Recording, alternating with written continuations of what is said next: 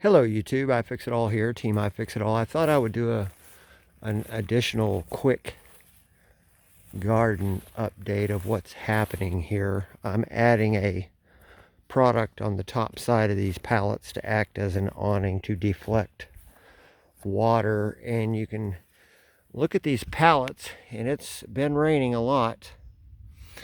Everything's soaking wet. Cloudy skies, thunder in the background. Puddles on this material. I ended up getting a roll of, I don't know, it's plastic coated, some sort of old roll of wallpaper. I don't know how biodegradable this is, but it's actually fabric emulsified in some sort of product that will probably keep it waterproof for a long time. I don't know. But this is keeping the pallets dry. All of them are pretty darn dry. You got plastic there, then you get the wood. All the way down the line, everything's staying pretty dry. Got a lot of stuff in the garden. There's empty, this is a bay, we call that bay 1 through 6, and then bay 1, stall 1, 2, 3, 4, wherever the support wires are. Those turnbuckles with some galvanized wire. Got a lot of your typical garden variety stuff in. I've got some special seeds that I need to get out yet. I got peanuts. But not all the bays are populated yet. One thing, I've never grown radishes because I just don't grow radishes, you know. God dang, these things popped in like 2.5, 3 days. They've only been in the ground for like 3 days. They were itching to get out of the ground. Another thing we're going to try is right down the middle of everyone, well, right down whatever location happens to be most favorable. Like right through here we have tomatoes. They're kind of small, and we got some bigger ones on the end. They'll catch up. But right off the tomatoes, we have a full row of marigolds. We're going to try to use that as like a pest deterrent in a natural way. From what we understand, marigold and bugs and things don't get along too well. But the marigold hasn't been in the ground that long, and it's already popping. There's little green sprags of it showing all the way down through there. Tomatoes to the left here. Little mater plants. They'll catch up. They're little now, but they'll catch up. And peppers and yada yada. Going over that in detail once everything gets a little bit more mature and you can see leaf pattern and visually identify it. But we got a lot of stuff in this bay 1. Archways clear, ready for climbers, for maters and things. Bay 2, bay 3 with some squashes and spinach, butter crunch lettuce, kale, some squashes, which are labeled on that piece of tape there, but it's on the other side. Britt had everything laid out. Yeah, like that one says, that says beefsteak tomatoes. This is that way, the whole length of it. And so it looks like we've got acorn for the beginning here. And we got butternut right here, because that's what the sign says. We got spaghetti, because that's what the sign says. And we got my NFL squash. I won't explain that. That's on a previous video, like one video back, where it was under seed collecting DIY and sharing seed. Oh, that's what she did. Okay, yeah, something happened here. See, if there's acorn here, then there's acorn there. There's butternut here, then there's butternut there. So when they grow, they theoretically, I think what she's targeting here is the pollination. It doesn't crossbreed with nothing else as easily. So, yeah. Got some eggplant in. Hard to tell what else. I think those are open. Got a lot of, forget what these are. Oh, it's right there. Yellow crookneck squash, and then some Tri-County tomatoes. And that's because they were a tomato or two we picked up at a produce stand earlier this year that were all hydroponic, and they either came out of Canada or Florida. And I saved the seed. I wanted to see if the seed pops. So I got a few Tri-County seeds sitting out in the sun here and in the rain, and see if they'll just pop right where they're at. Got a lot of sweet potatoes in.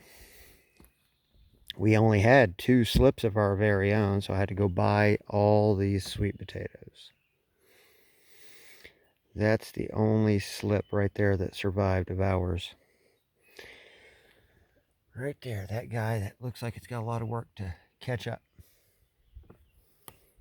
And I think we're all open through here. I can't recall. I don't see any labels down. Anyway, I'm laying this fabric down on the top edge of all the bays to act as an awning to keep the pallets dry, because I had to reline them all with like an 8mm plastic. Oh yeah, got eggplant. And this bay 6 here, we're going to try to create an environment where we're always going to have grapes. And I've got some blueberry bushes right there. We're hoping this will take right here. If this is our stoutest raised garden bed. And she's got some onion seed right in here for us to pull, and we can have sets for next year. Bunch of varieties of hot peppers, and we've got some spices. Now I've got to engineer a herbs. Now I need to build an herb area dedicated to just herbs. And we've got corn popping right through here. 5 rows of corn, 2 different kinds. One is yellow and one's going to be silver queen.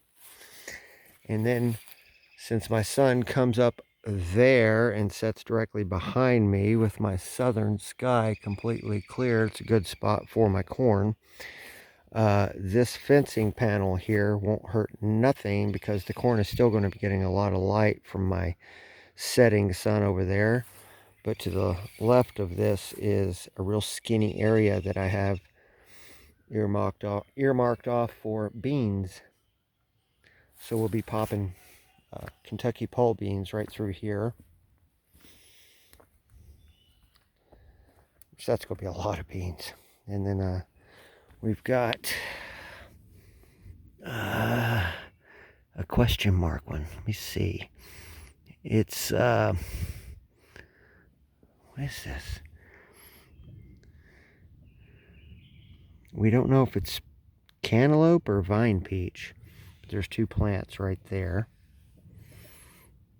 So I'll stick with, that's my story and I'm sticking to it.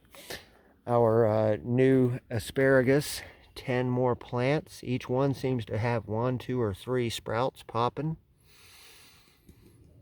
baby asparagus. There's one there, there, there,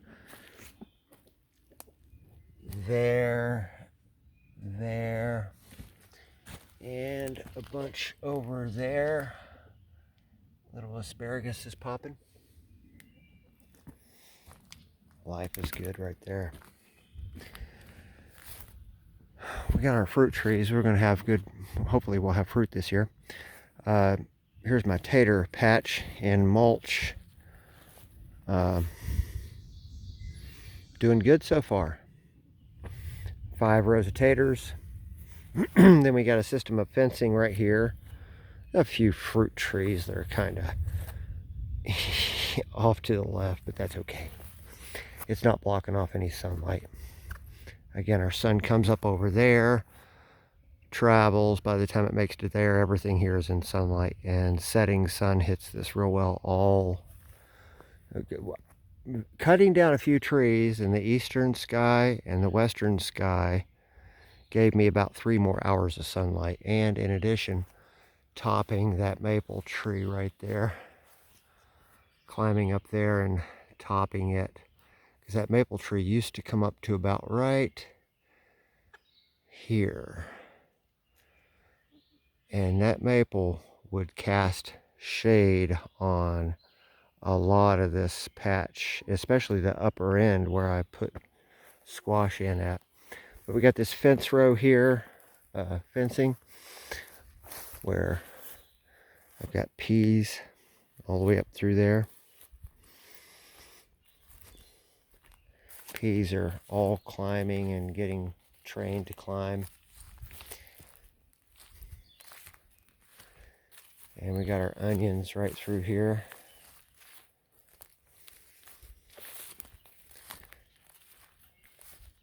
Onions, onions, onions. And then I've got a bunch of squash rows, just so we can orient ourselves here. There's zucchini and cantaloupe, watermelon. This one is Blue Hubbard. No, it's not. It's butternut. That's that row. This is our buttercup. That's a volunteer tater. And this is our Hubbard, Blue Hubbard. This is our more acorn, right through here. And that's pumpkin. It's all tight quarters. I'm expecting this to be chaos, but that's okay, because we made a mistake in last year where one of these rows was cucumbers, and we were foot trafficking in there to get cucumbers out because they come on strong way early than all this stuff, and we were affecting some of the other plants in their vines. We were being careful, but you break a vine or you screw up a vine, you screw up the whole plant pretty much most of the time. I've got to recage off my blueberry patch here and my wineberry patch, but until then the chickens still think they own this area. And then I've got a crap ton of beets coming up right through here. Look at the yarrow. It's awesome. I gotta clear some of that out. I've got a lot of that growing along a pine stump over there. But I've got a lot of beets coming up all the way down through there.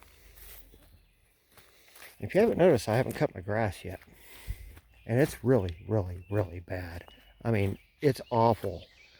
I mean, look, I have cats. I'm supposed to have cats, but there's so much grass, I barely have cats. Maybe there's a perk in not cutting your grass. Normally what I do is I let grass go as long as I can in the spring of the year, so that any critters and bugs and bees and things can come out and they can not have to fight for nutrition. And what's really interesting is when you look through your yard, if you just don't cut it in the beginning of the year, to see all of nature trying to recover and regroup and say hello to the sunshine and all that, and show itself to you. I have no idea how many species of what we have in our yard, but you know, those who like their yards with zero dandelions and putting chemicals down, think about all that stuff going into the food system. You know, the birds come along, ants, the rainwater, all that stuff. So think about that. Dandelion is the first thing that shows up in the spring for a reason. It's because it's God's gift to the critters who've been hibernating all winter long. It's the first thing they can generally find to eat when they come out of hibernation. And dandelion has a lot of,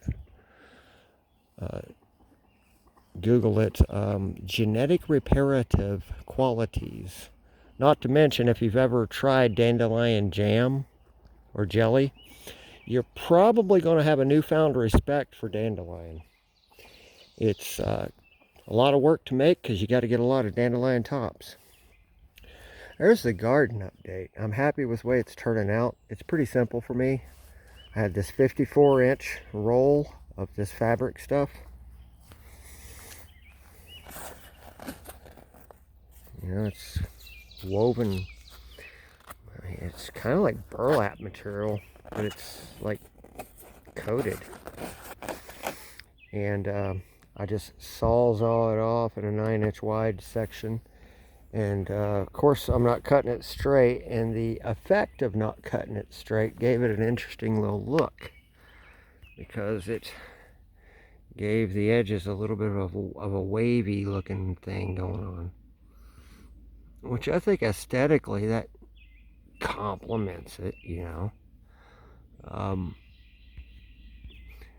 I think that's it for the garden. You guys have a great day. See ya. Bye.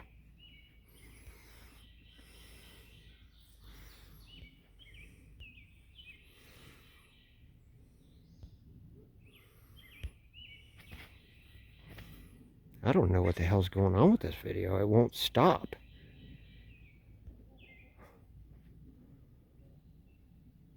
What's going on? It wants me to keep going, I guess. All right, guys. We shall see you. Bye.